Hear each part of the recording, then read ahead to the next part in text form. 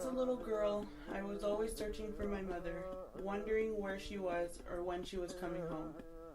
I also didn't know my biological father, and I was always searching for love. As a child, I was often angry, and it came out in violence. I got into fights and got into trouble. For a while, gangs gave me a sense of belonging. Beating people up gave me a sense of acceptance and pride when others rooted me on. I then tried drugs and alcohol, but as my drug use progressed, the lonelier I felt and the fun soon faded.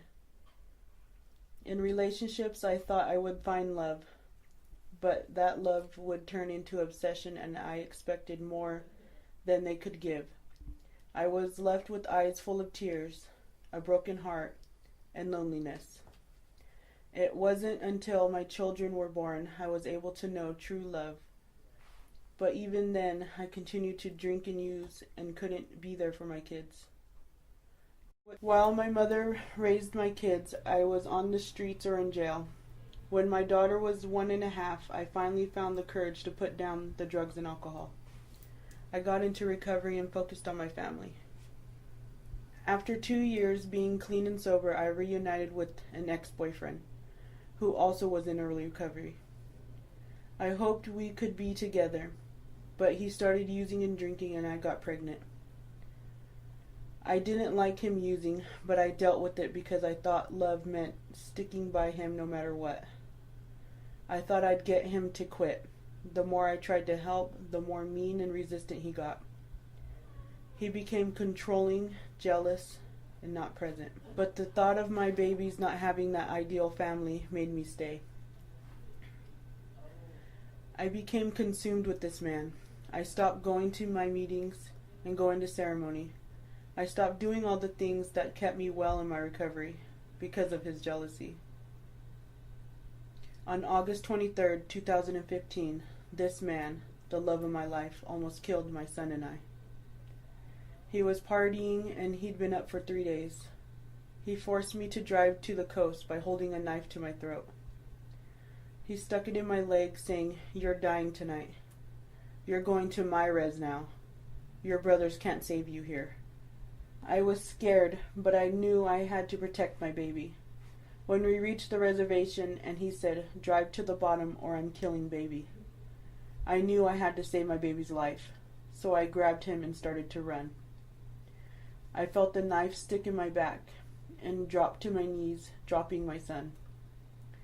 I was stabbed 12 times as I used my body to shield my baby. I picked my son up and ran for help. No one would help me or call the cops.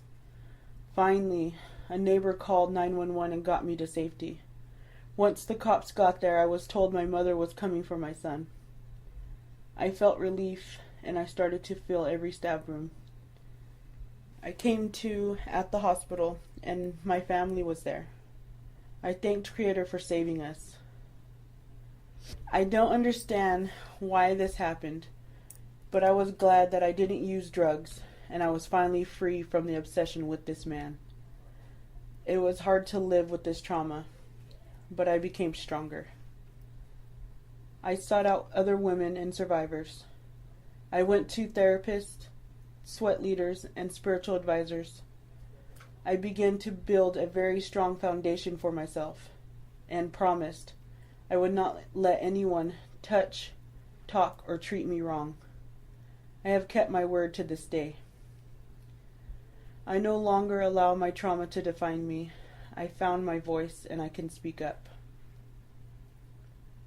My job is to keep me and my kids safe at all times. Today I have a man in my life who respects me. I have no expectations with this man.